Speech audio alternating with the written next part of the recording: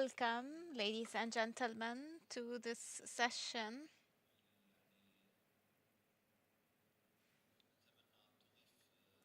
I hope this session will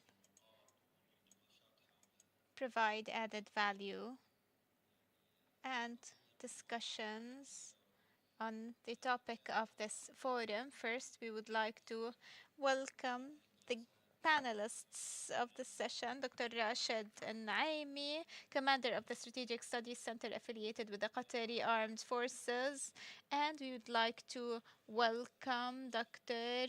Youssef Leblouchi, who is chair of the Muscat Policy Council, and Rashid Lemhannadi, non-resident fellow at the Middle East Council on Global Affairs. And in the beginning, I know that the most difficult research papers to be submitted or presented are the ones are to be submitted just before lunch, and it seems there's an implicit agreement between the panelists to have concentrated interventions or presentations because they would like to leave more time for the discussion afterwards. So let's welcome our panelists again, uh, starting with Dr. Rashid Naimi, and start the session with his paper and introduction. He is the commander of the Strategic Studies Center affiliated with the Qatari Armed Forces. He holds a PhD in political science, specializing in international relations. He has held several key positions and has authored numerous research papers nationally and internationally. He has contributed in many conferences and forums specialized in strategic studies, and the paper to be presented today are regarding Gulf defense strategy during shifts in the global order, which will present many ideas and that we can summarize about the exploration of the pillar in redefining collective security in light of international transformations, especially the new US administration and the growing role of China, as you are well aware of, and the Russian-Chinese coordination and discussion of balances and international partnerships to guarantee the security and stability of the Gulf. Go ahead, Doctor, and forgive us for the delay. Thank you very much, Dr. Ibrahim, and I thank the colleagues who have organized this forum and given us the chances to exchange expertise and opinions on important issues in the Gulf and in the world, because the world has become a cohesive small village. And what Ibrahim said regarding us going through some critical time, which is the time just before lunch. I hope that we can concentrate as panelists and as listeners. It is doubtless that defense strategies right now in redefining the world order is incredibly important, and it comes at a time that is very critical and sensitive regionally and internationally. Major transformations intersect to form a new reality that imposes on the Gulf countries to think about the roots of their security. The threats have become more complicated and intersectional, and traditional security frameworks are no longer sufficient to deal with the changing environment. Those who spoke before us this morning have elaborated on these issues, and Accordingly, it's important to discuss defense strategies in the Gulf. There is a Gulf cooperation in defense that has 30 years of experience in this work. It is doubtless that the Gaza war and the fall of Bashar al-Assad regime and the Israeli aggression against Qatar and also the reshaping of the global order requires a long term vision and integrated strategies that reflect the depth of the challenges and the critical moment in which we live. And it is doubtless that the latest war on Gaza, based on the conflict in the region, has gone through a new phase vis a vis the fall of Bashar al Assad's regime. It has put the Gulf vis a vis new challenges and a new reality that imposes the reshaping of defense policies in the Gulf region and develop mechanisms for preventive intervention and containment. As for the Israeli aggression against Qatar, it was a strategic shock to the entire region and the entire world as well. For the first time in history, a moderator or a mediator has been targeted and a mediator that was hosting various parties to negotiate. This show has shown that the security play has changed completely. It exposed the fact that we need to reconstruct the security paradigm in the Gulf region to deal with quick escalations and sudden strikes, and the need to have mechanisms of collective decisions that are clear and build in air defense and missile defense network that is capable of covering the Gulf air domain and enhance the intelligence work and have a common Gulf defensive doctrine that is comprehensive and not only cooperate in a military level. In light of these changes, the international transformation furthers this complexity as we are moving towards multipolarity, where the US and China are competing strongly. And cannot forget Russia and the Chinese Russian cooperation. There are rising powers as well, such as India, Turkey, and each one of those seeks to exploit the transformations. The Gulf region is not only a passive recipient of changes, it has become a floor, an arena for geopolitical changes due to their economic and military importance, and this puts them vis a vis an imperative to have defensive policies based on accurate balances to maintain traditional alliances with the US for common interests and using new strategic partnerships with states being emerging states, emerging actors in the or traditional actors in the world order without confronting major powers or losing the ability to maneuver in strategies. The GCC is the strategic framework for defense policies, but its effectiveness has been fluctuating throughout the decades, and so the Gulf countries are using an extensive network of alliances led by the Strategic Alliance with the USA. The Gulf countries have technological and military cooperation with Britain and France, and the Gulf countries are looking or seeking more cooperations with Turkey and emerging countries such as South Korea, Japan, especially in technology, defense, cybersecurity, the protection of strategic defense and partnership. As for challenges facing Gulf defense strategy, the Gulf defense strategy is facing many challenges, including the difference between political approaches. This could limit the ability to have a unified defense strategy, and the continuous dependence on foreign weapons could cause dependence on the countries manufacturing these weapons. and especially when it comes to cybersecurity and missiles, and other countries are developing these systems quickly, and the U.S. long-term commitments in the region are receding. This imposes pressures on the Gulf region to moving from depending on foreign alliances to depending on their own potential. The required defense strategy, the upcoming phase requires moving from requesting protection from abroad into a model of establishing a self defense mechanism.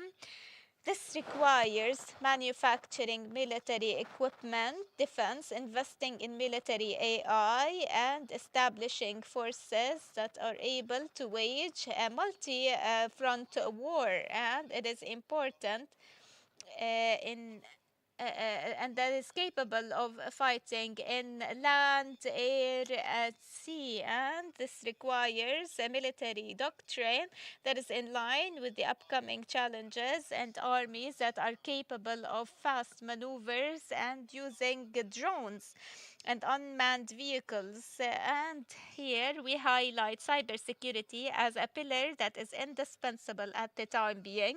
And we hope that this Gulf defense becomes independent, as the cybersecurity attacks have proven that hijacking electricity, water, and communication networks could paralyze an entire region.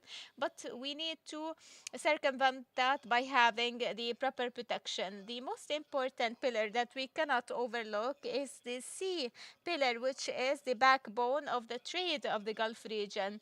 Sea routes in the Gulf region, Bab el Mandeb and the Red Sea, are being threatened by many actors, and the new strategy should have a unified Gulf force to protect navigation, maritime routes, and regulate all kinds of threats. From my point of view, any strategy cannot be complete without a diplomatic, active, and aware framework. The Gulf diplomacy needs to rely on military deterrence and opening channels of communication with major international forces to avoid unnecessary wars and instill regional balances to serve the Gulf security and enhance the status of Gulf countries as a regional power. And the events have proven that to be correct. And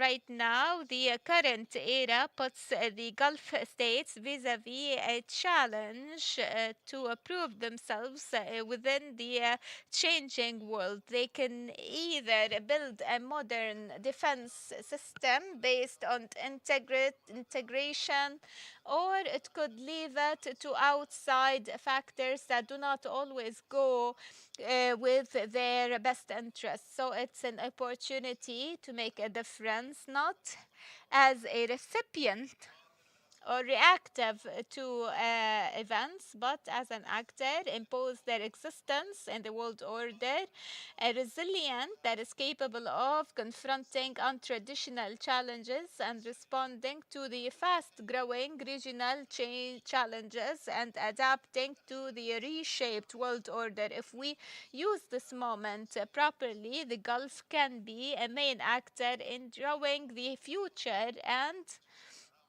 the GCC has become the main actor throughout the past years, as we've seen.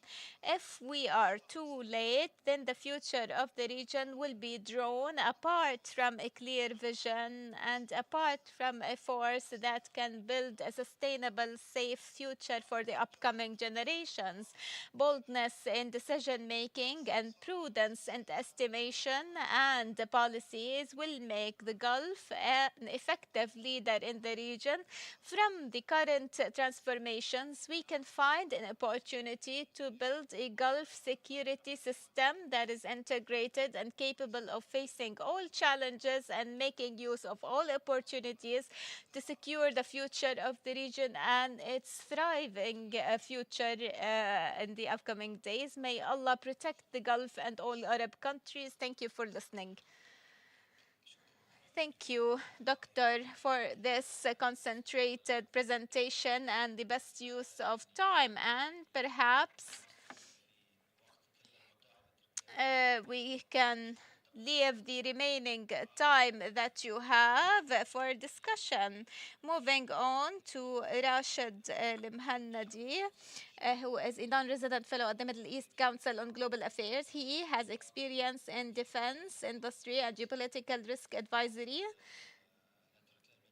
Will He will speak about regional conflicts and their impact on the security order in the Gulf states, strategic unity in the Gulf, and how it has changed the balance of power and security dynamics in the region, and the possibility of having a unified Gulf vision to deal with strategic challenges and the balances of deterrence and conflicts threatening the collective security of the GCC countries. Go ahead, please.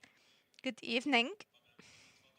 As was said by Dr. Ibrahim, we have a strategic dilemma or predicament because we are the session just before lunch, so we'll try to make this session interesting enough.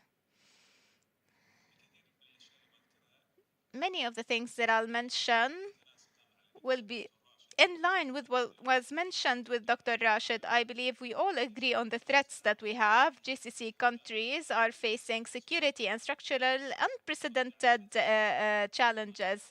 The Iranian Israeli war has reshaped the threat perception in the Gulf. Iran previously was perceived by GCC as a threat in variant ways, but since last June, Iran has become a direct military threat to the Gulf, and Israel, which for years was an indirect threat to the Gulf countries, because the hypothesis was that it was an ally of the US that will not have any aggression against another ally of the US, and this has proven to be wrong. And it has become a direct threat after the attack against Doha, and this is within a strategic ecosystem that was changing. The Israeli strategy, Iranian strategy in supporting militias and non state actors in Iraq, Syria, Lebanon, and Yemen, as well as economic, social challenges facing the peoples of the Gulf. So, all of these factors put us vis a vis a very complicated strategic ecosystem that goes beyond what we're used to in the Gulf. So, if we talk about the who thought would talk about the martyrdom of a Gulf citizen from an Israeli strike or aggression. To understand that, we need to look at the two strikes that Qatar was subjected to, the ballistic missiles by Iran and the Israeli aggression, in one framework, with the strikes against UAE and Saudi Arabia with ballistic missiles, cruise and suicidal drones. And this is a framework for the deterrence failure. I do not see any other way to describe it. We need to look at these events as deterrence failure and build our approaches accordingly. Despite the success of Qatar in turning crises into opportunities, like a ceasefire between Iran and Israel after the Iranian strike, and reaching agreements on ceasefire in Gaza after the Israeli aggression. But it's important for the planners of defense and security in the Gulf to think about these challenges to regain deterrence at the lowest cost possible, because we can regain this deterrence.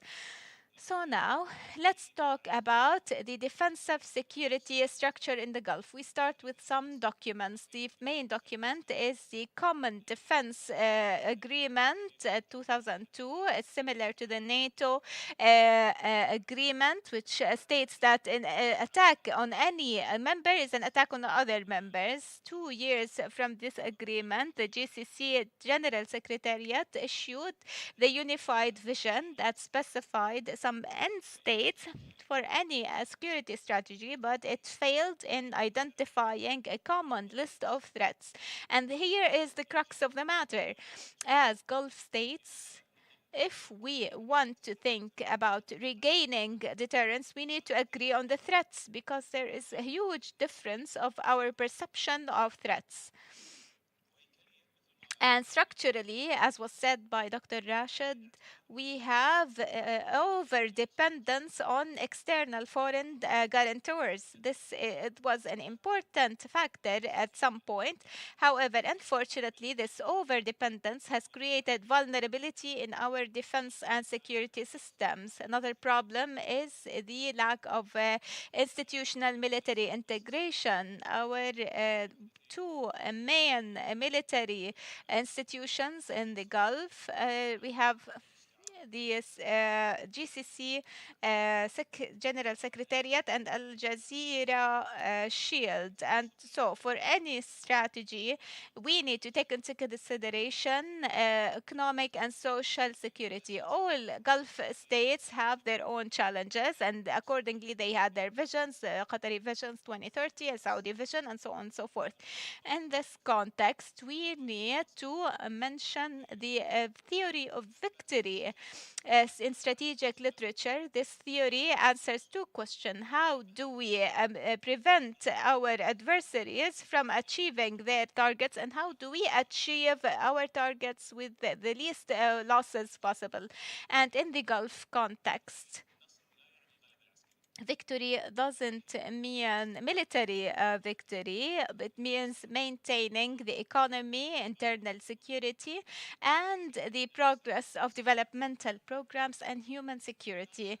And according to that, the theory of victory in Gulf should focus on three main pillars: um, um, integrated military deterrence, and focus on the economic security because it's the main element in the survival of the Gulf countries, and integrated institutional defensive framework.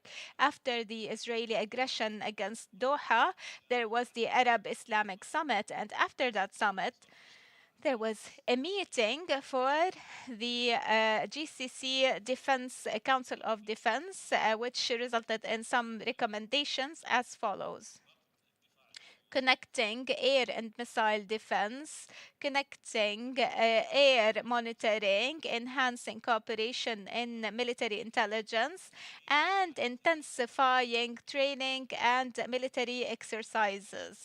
Something to be added is concentrations on military exercise and drills outside of the framework of the alliance with the USA, because this is a problem. If the USA, and I'll talk about the national security strategy of the US, if it decides to withdraw from the region, then all the structures that we built to defend the Gulf is related to that alliance. And the national security strategy of the US, if you have the chance to read it, there is a focus on the western side of the earth, reviving the Monroe Doctrine, also the issue of borders, transborder crime, cybersecurity, and technological security. So we need to look at this strategy not as complete withdrawal from the Middle East, but a relinquishing of some traditional responsibilities. We can see that in some narratives and some American documents when they talk about burden sharing. We look We can see that quite repetitively these days. These transformations will push Gulf countries to diversify their partnerships, and this is happening in defense purchases, military manufacturing, and I may mention some recommendations. The first of which is for the this continuation of the decisions of the GCC Defense Council, which is restructuring the defense system, integration of missile and defense systems, intelligence, increasing bilateral, multilateral military exercises outside the framework of the US, and also enhancing the concept of resilience in economic, environmental, and social security. Right now, the lack of rainfall is quite key. We need to take it into consideration. Thankfully, we have desalination systems that in all Gulf countries. But what if the salinity increases in the Gulf? What if there is a terrorist attack against desalination plants? We need to take that into consideration. And the last recommendation is to diversify defensive partnerships. Unfortunately, when we talk about diversification, we always think about China. But my recommendation is to diversify these partnerships away from the usual suspects, the US and China. We can have partnerships with the countries that rely on us in their energy security, such as East Asia, South Korea, which is the seventh country in defensive purchases, and Japan and other European countries. We can diversify outside these two major powers. In conclusion, today we are at a real crossroad. The regional threats are increasing in number and in quality, and the transformations in major powers will impose on us a new reality.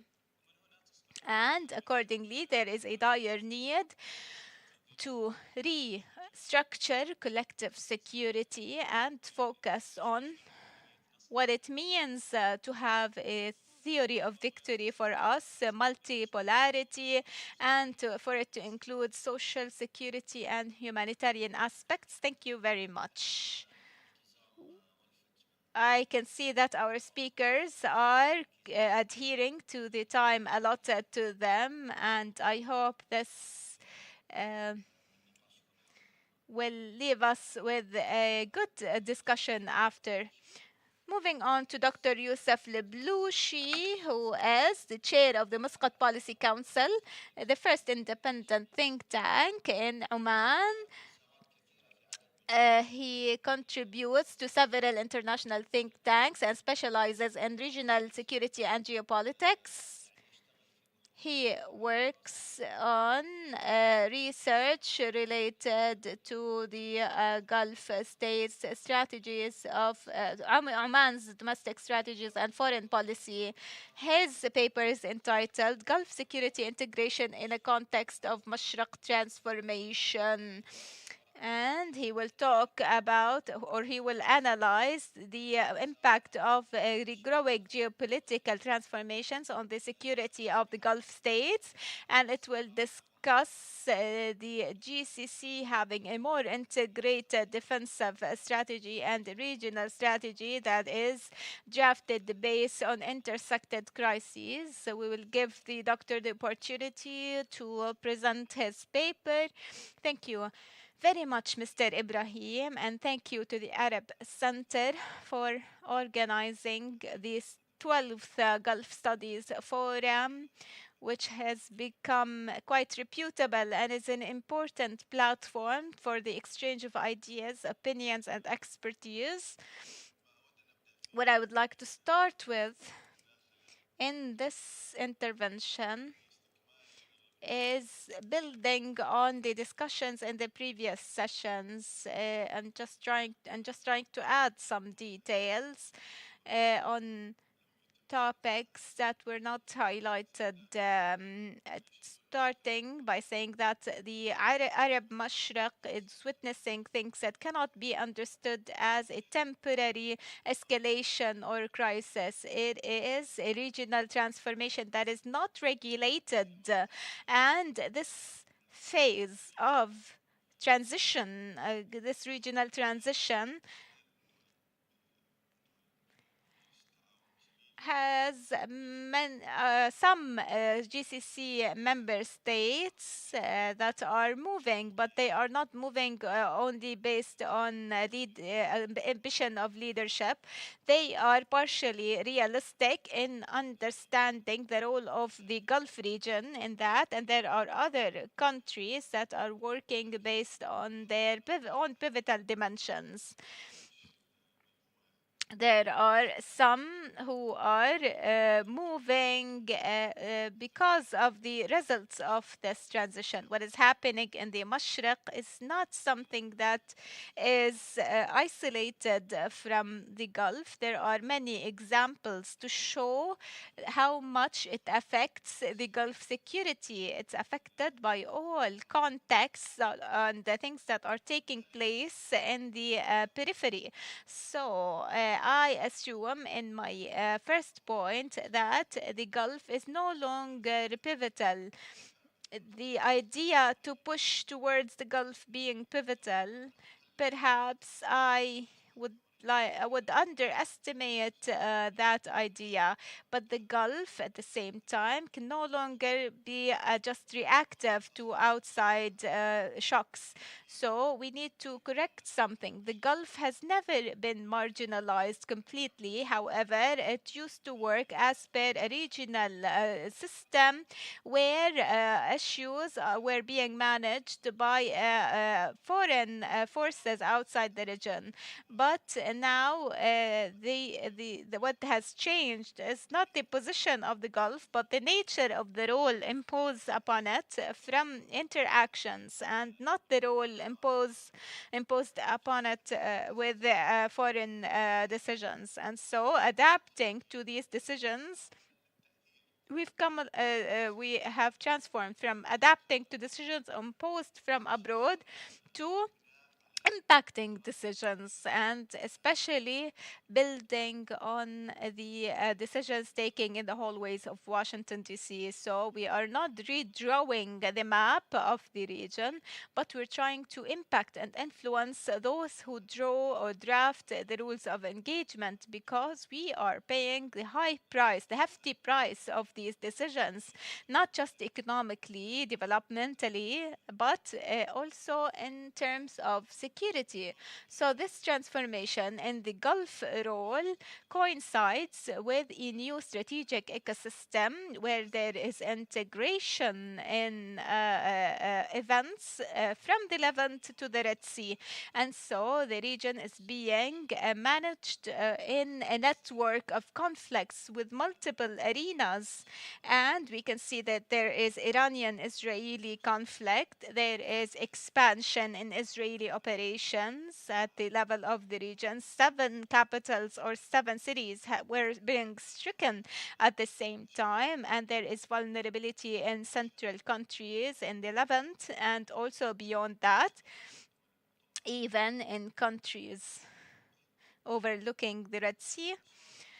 And the regional countries or regional actors, in a way or another, are surrounded 360 degree to 360 degrees with conflict. Saudi Arabia, Egypt, all of these forces that we depend on to have some sort of anchor or weight in resolving some of these challenges, are now preoccupied in their direct security, securing their borders, and so on and so forth.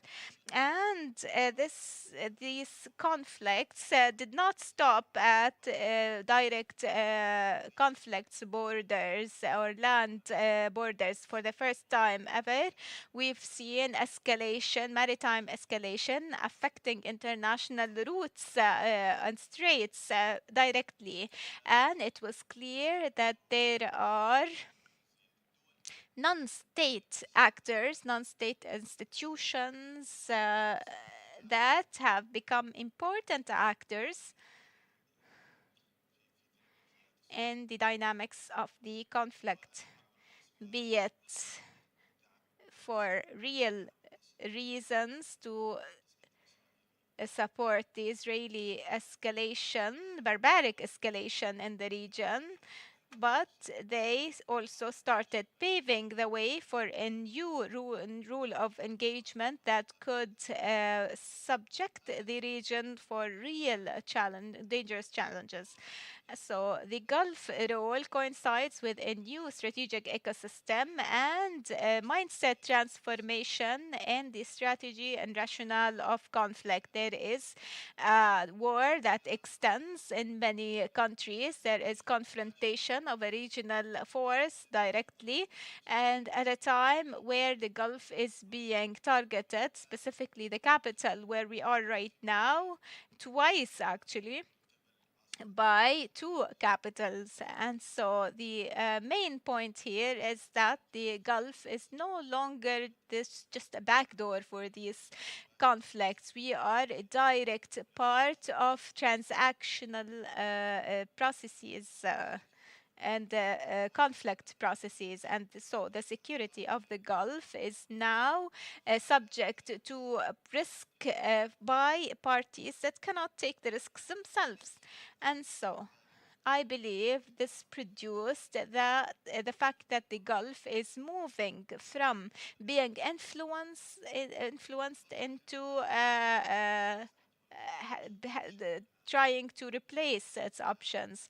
And so I believe they are not trying to replace the USA as a military security guarantor, but they are trying to impact their decisions and the thresholds of risks where they are giving the green lights to their allies in the region. And this manifests itself in pressure to avoid a comprehensive war in the region. There is a huge diplomatic war by Gulf countries to avoid this war and reopen routes for negotiations, especially with Iran, and also in Lebanon and Syria, and so on and so forth.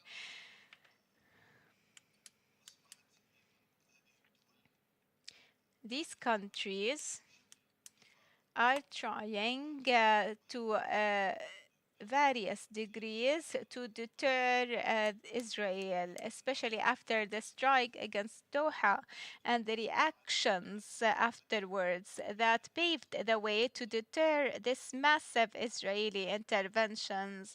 I believe it was a victory not only for the Doha diplomacy but the Arab diplomacy in general, also connecting the US interests, political and security interests to the stability of the Gulf region. And so I believe that the issue is not just a comfortable partnership for the Gulf, but the GCC countries have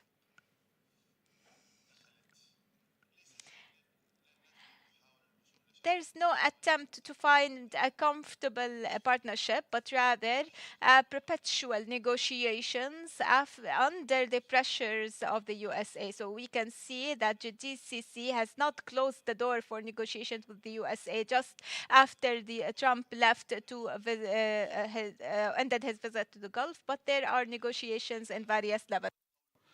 What I would like to add in the final part of this paper that all these changes in the mentality in the conflict itself, the arena of this conflict, and to understand realistically the role of the GCC countries in view of the clarity of the Israeli intentions, the intention to establish their hegemony throughout the region, and also to bringing forward their defensive positions to impose peace through force or to force realities on the ground by force.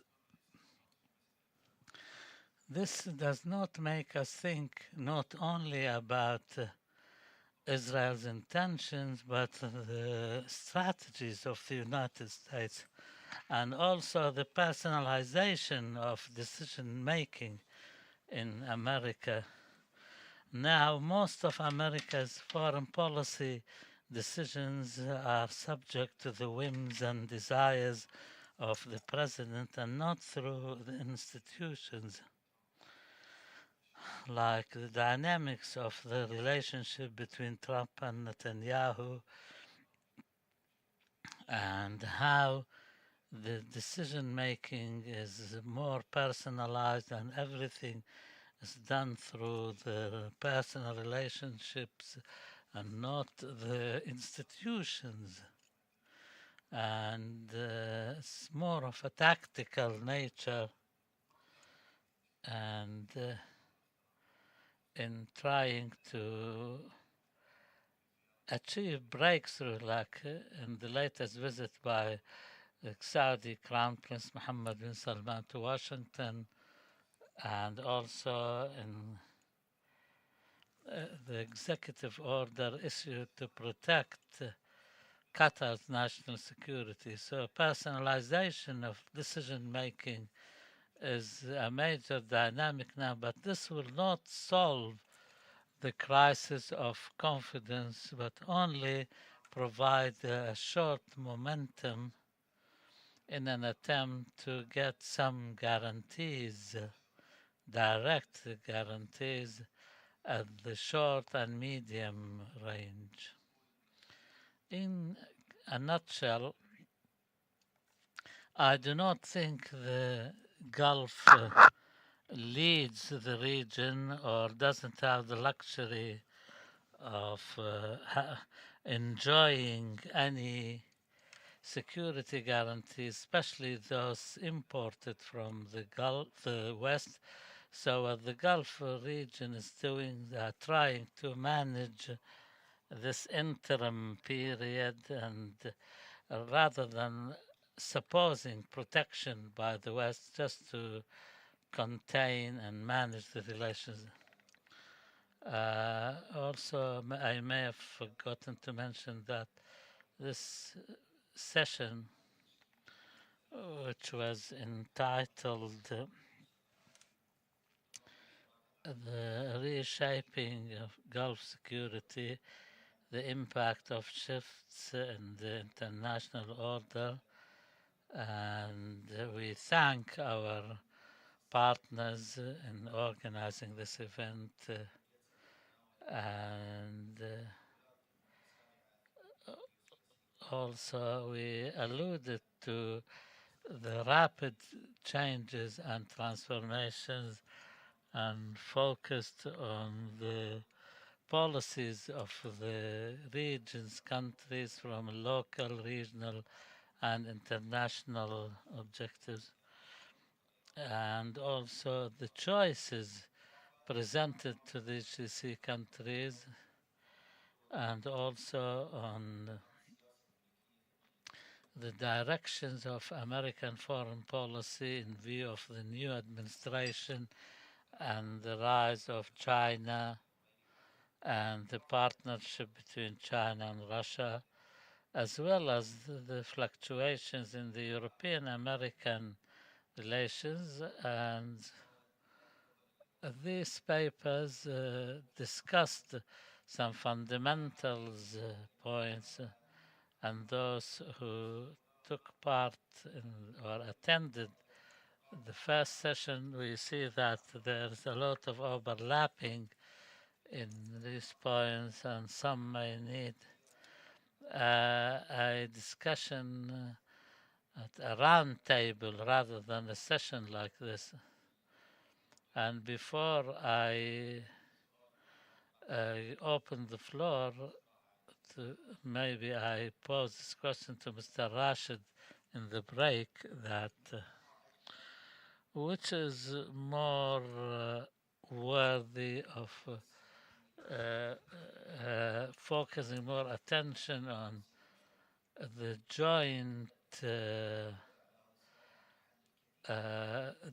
the joint fate of all the Gulf countries or the individual sovereignties.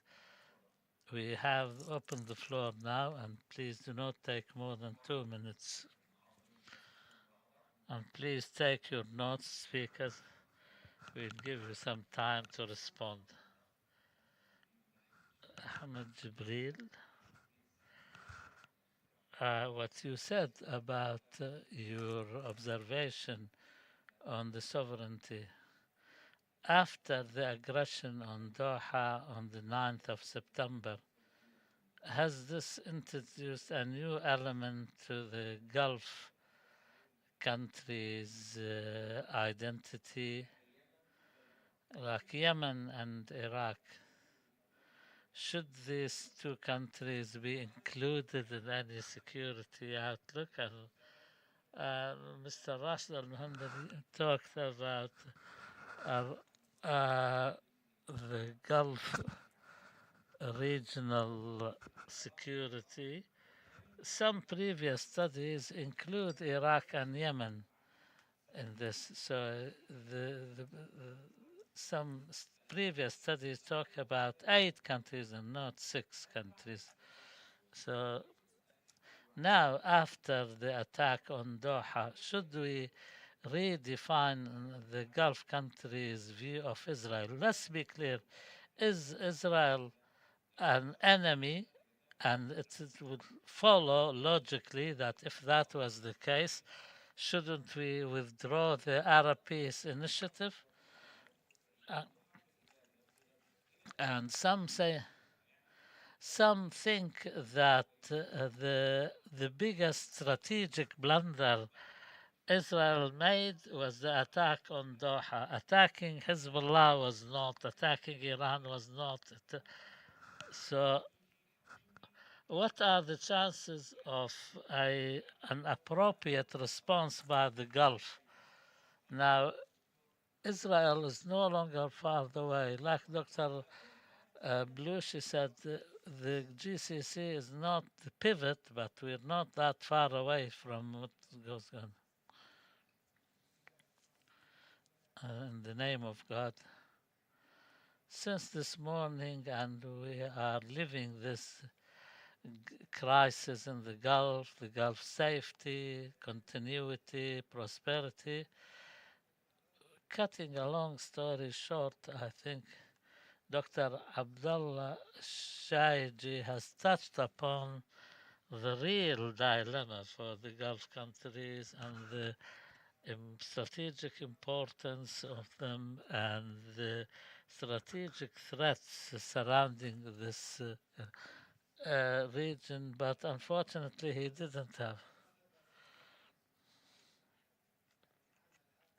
Maybe there should be a round table arranged to give him an opportunity to discuss that with us.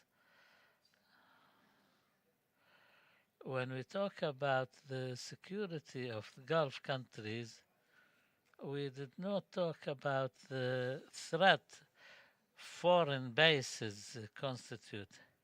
We did not talk about the demographics, which is defective to a huge interest from huge extent from a political, economic, and in India, for example, we have discovered in Qatar an Indian spy network which directly threatened the security of Qatar for the sake of Israel. These really constitute major threats, and we, if we determine that we want to determine who are the enemies, are Israel and Iran, so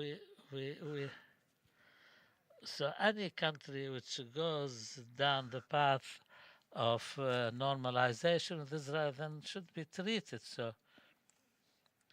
Syria now is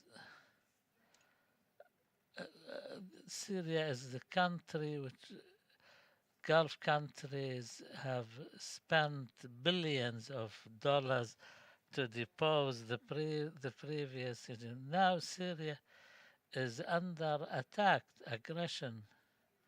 But we don't see the Gulf countries who spent all these billions taking a real stance, an armed stance against Israel to cut off relations, for example, or anything. And finally, I want to remind everybody that when we talked about the Carter Doctrine, and we had a previous doctrine, that's Nixon, and there was Kissinger clarified. Thank you, thank you. Then we go to the middle and then we come back. شكرا. اسمحوا لي. Introduce yourself. My name is Ekaterina Matsoi. I'm from Romania, and I have a PhD in intelligence and national security. In this capacity, I would like to address directly a question to Dr. Rashida Naimi. Sir, you have mentioned about the fact that Qatar and the region, the Gulf, needs a new strategy, a new defense strategy. Do you think that if Qatar had nuclear weapons, Israel would have still attacked? Sorry for pushing you to speculate a little bit. Also, please allow me to reformulate. What kind of alliance, sir, weapons, instrument, would have stopped Israel from striking Doha? Because, you know, Qatar had already experienced the blockade. And this attack. Therefore, I understand that you need to adapt, and it's normal to adapt to the new threats. If you don't want to answer, sir, I would understand. Thank you so much. Thank you so much. دكتور عبد الله تفضل. دكتور عبد الله.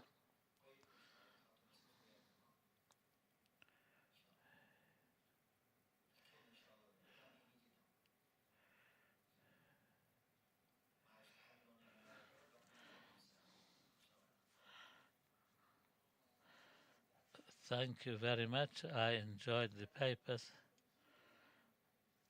But until now, I'm not the theoretization. There are security threats, traditional and non-traditional. But that part I have not understood yet. And those who said I should have had more time to explain some important things.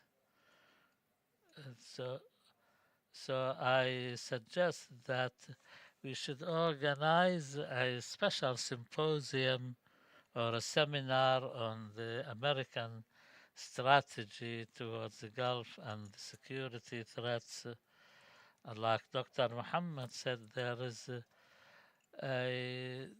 there's a lot of differences in the approaches by Gulf countries. We are not united. There are countries take some positions, some are normalizing with Israel, some are interfering in other countries.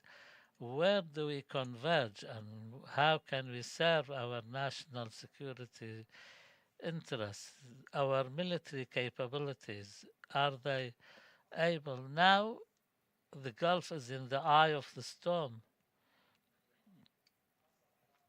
Qatar was attacked twice, once by Israel and once by Iran. Qatar's relationship with Iran is totally different than any other country.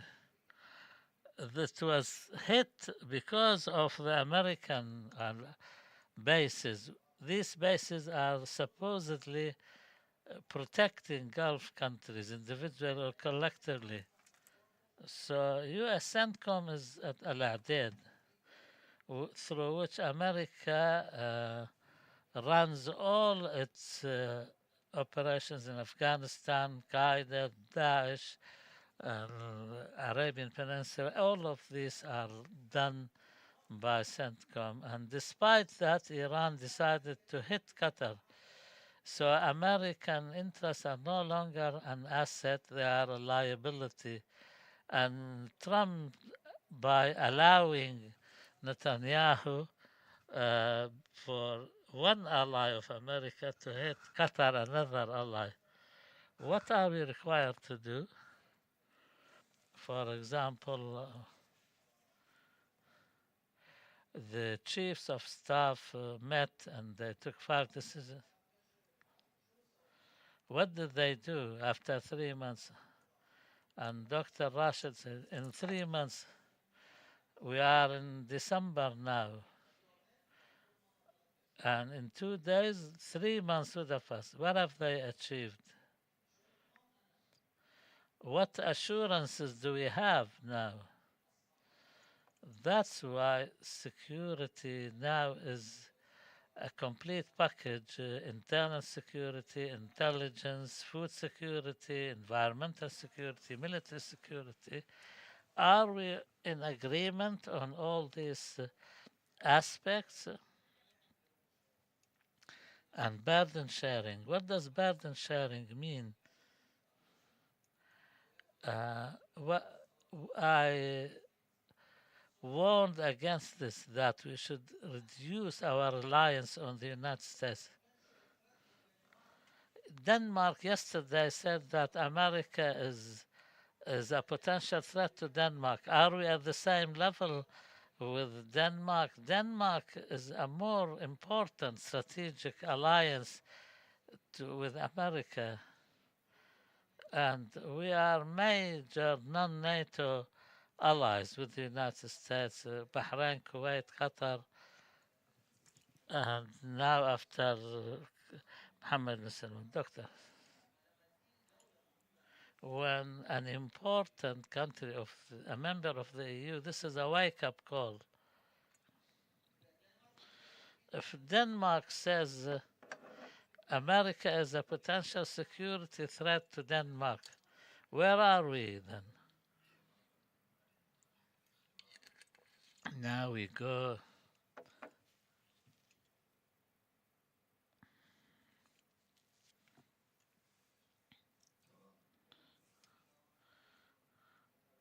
Shukran, Shaban Karda. Regarding the issues raised by the panelists, especially the concept of deterrence, Brother Rashid mentioned that. Of course, it comes with both capabilities and intention, as the theory of deterrence says, and you partly also referred to it, especially what was also mentioned by Yusuf, the Gulf Agency. We are living in the age of the Gulf Agency, or as some scholars call the Gulf moment, right? Within the broader Middle Eastern region, the Gulf sub-region shaping, driving the dynamics of the broader Middle Eastern region. This has been the recent narrative about the broader geostrategic picture. So it creates a perfect momentum to put emphasis on the deterrence, perhaps. But again, here also General Rashid outlined a kind of optimistic ideal case scenario, but I would love to request you to take different hats, look at from a more analytical perspective, and give a more realistic judgment of the ability or potential or prospects of achieving these collective outcomes. The theory of collective security always says collective outcomes, collective solutions, collective responses are always better than unilateral, but in terms of defense procurement, in terms of capabilities, we have seen that this has been hard to achieve. So this turning point, critical juncture after the Doha attacks, do you think after that, are we going to see a collective defense, air defense capability? I remember in think tank meetings, the Americans were pushing this idea 10 years ago, 15 years ago. So far, it's not around. Okay. And just, if you allow me 30 seconds, all this talk about... Okay, continue. Okay. Yeah, this is the first time in history kind of rhetoric. I mean, deterrence doesn't mean that you don't get attacked from time to time. So the way I see it, also as a normalization. So Turkey is quite a deterrent power, but every other day we get hit by Ukrainians, by the Russians. Yesterday, our Jets are down by the Syrians in 2012, even by, so, I mean, maybe what happened in Doha is also a kind of natural process where Gulf is really coming into the Middle East. Thank you. Welcome to Thank the you. real Thank Middle you. East, where Thank you so from much. time to time you get attacked. Thank you so much. راجع لك دكتور، تفضل. ايوه في النص هني. ايوه وبعدين عند الدكتور عبد النبي، بعدين نرتفع فوق ان شاء الله.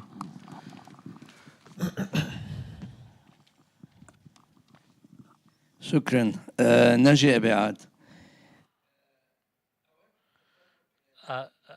I want to mention an important thing pertaining to the economic security of the Gulf, how that the Gulf countries are still reliant on oil and gas, and people, countries which consume oil and oil products, and there is a hidden struggle in the gas markets where there is competition that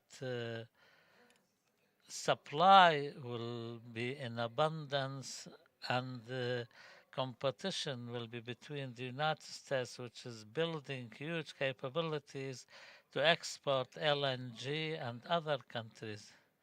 And because Washington cannot compete with countries like Qatar on the cost and price of gas, maybe the United States can convince consumer countries that America is more secure supplier, and maybe they can use the attack on Qatar as a pretext for saying Qatar is not a secure supplier.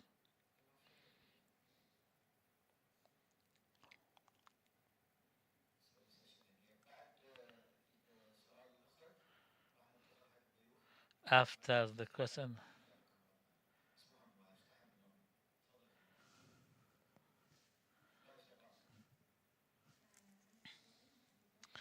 Amal Sbi'i from Doha Institute for Graduate Studies. My question to Dr. Rashid Naimi.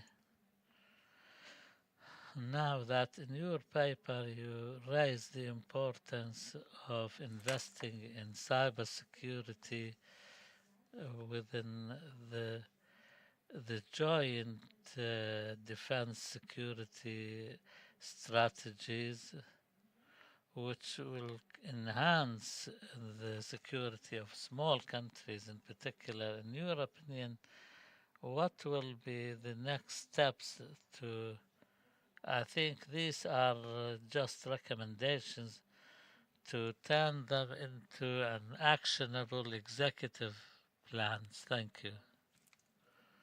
Now we go to the question. Not all questions need answers, some are just ideas, and please.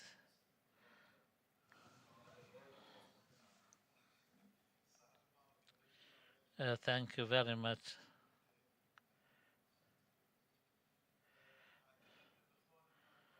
I think in the General Secretariat in the military sector are working on cyber security, and they're trying to link between GCC countries. There was cooperation in the past, but not, and especially after the attack on Qatar, and Dr. Abdullah talked about this, and Professor Abdullah is one of those who should, you and Dr. Mohammed Al-Misfar should provide this kind of visions to decision makers through your wide experience, through the cooperation between countries, the future plans and visions, and even when some issues are shyly referred to, but experts and researchers should provide decision makers with this kind of visions, which can act as some sort of guidance to them. As for Qatar's national strategy, what I think the cooperation or the reaction, more correctly put, after the aggressive attack on Qatar by Israel has showed that there is a gap, and that gap is being dealt with. I think almost 3 months have passed, and they will be activating some air defense systems. This is not a secret, and before the end of the completion of 3 months, I think we can reach a conclusion that I noticed 4 questions. The identity or the sovereignty and including Iraq and Yemen, yes. In dialogue, this is good, but only with CIS countries we cannot agree. If we add more actors, the complications will be more. From a theoretical point of view, this is all nice and good, but we have to think practically and what is actionable and what is realistic.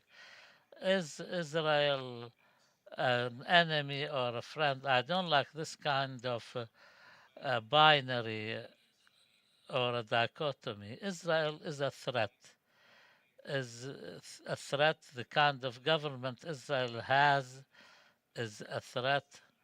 As for withdrawing the Arab Peace Initiative, what other alternatives do we have?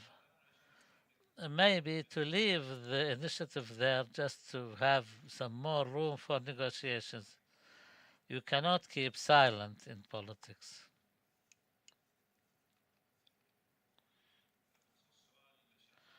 As for شعبان سأجيب الإنجليزية. Coming back to deterrence failure, I don't think we should normalize being attacked. Thank you for welcoming us in the Middle East. It took us some time. But I think coming back, saying what I said in Arabic, when we need to address these deterrence failures, we need to think of what's feasible, what's useful, and what can be implemented. And I think the decisions of the committee of the GCC Defense Council are achieves these 3 things. يعني يرجع لنقطة الدكتور عبد الله موضوع التطمينات. Dr. Abdullah's point on assurances, I hope inshallah you will be assured. But the General Secretariat, they have both positive and negative aspects. They work quietly and silently, and this is good to keep them away from all the media circus. But I think because I'm close to them, I think the decisions taken will enhance the deterrence by. As for the economic security, I think sometimes this may be a superficial way of looking at things. The production of Qatari LNG is owned by 30% to American companies, so this is good for them. So Qatar spends tens of billions. We have the biggest liquefaction in Texas and in Louisiana. We also have factories depending on the feedstock. So there is a strategy in linking countries like US. Dr. Yusuf, very quickly, I want to start by saying that our attempt to reach an approach, a unified approach for Gulf security, I think this is far too early, yet we haven't even reached the depth of the problem. We're trying to contextualize things. It's as if we have joint ground or common ground, and we're trying to base our positions. And when it comes to security, there is no such thing as too early. But are we basing this approach on what's happening on the ground, or should we wait for the dust to settle, then we can move? And this is something which should be judged by even before the concept of a joint security and common security. Why are we trying to single out the Gulf as if it's not part of the entire region and to have our own deterrence? I think it's an integral approach, and day after day, the security is what happened in the Red Sea has impacted China and America at the same time, and trying to going back to 1989 as if we have one threat and we should have one strategy formulated. No, there are many examples which was mentioned, but what happens in Sudan and Yemen is a result of push and pull between Gulf countries. So, are we supposed to look at things as this country is a neighbor to one country and not to another, for example, and also not viewing security as an integral approach away from geography, environment, economy? In Oman, my environmental geography is totally different than Kuwait. India, to me, is more important so far as the environment is concerned. So, therefore, this should be formulated through one Gulf perspective. I think it's not right. The environmental geography is different than the economic geography. And the last point, maybe it was repeated, that we should look for, we should diversify, we should expand our choices, we should move from military operation to what? What choices do we have? Who is the other choice? Should it be a country or should it be through an internal project? What are the alternatives? I think Rashid was talking about the lack of alternatives makes Gulf countries approaching us.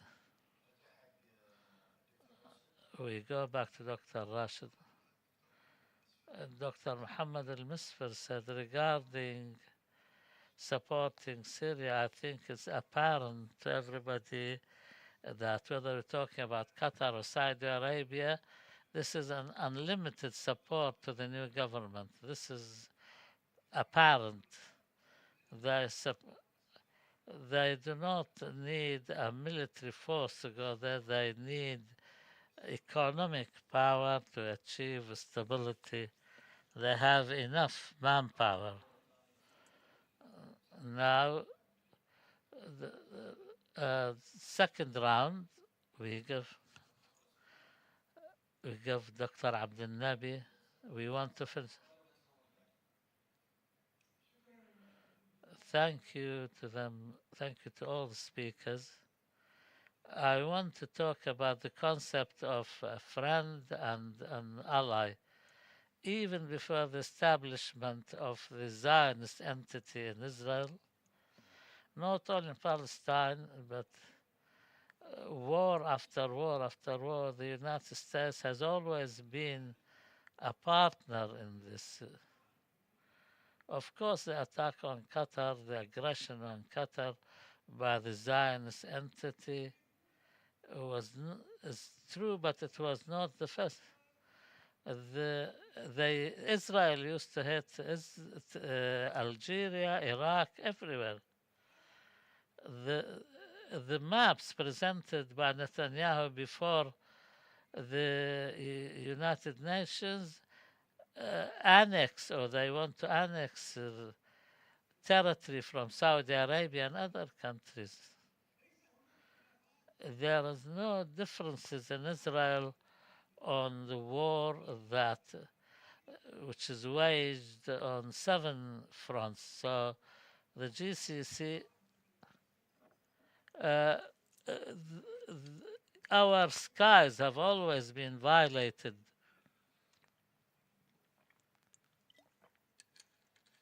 Shouldn't we now stand up and say that America has one ally, and that is the Zionist entity? Yes, they have other interests, but when they are biased in this way, we should have a clear and realistic approach. We shouldn't treat the symptoms and leave the original disease. One last intervention. Thank you all. I have three. First, regarding the geostrategic environment, the elites in the Gulf, especially decision makers, should review the role of the foreign military bases when they know that they play a negative role and they do not even care about who wins or who loses. The British base in Cyprus also plays a role in maybe spying on Turkey, which is a NATO member, and also enhancing internal strife in Cyprus. Diego Garcia also plays a role. Also, the environment inside GCC countries.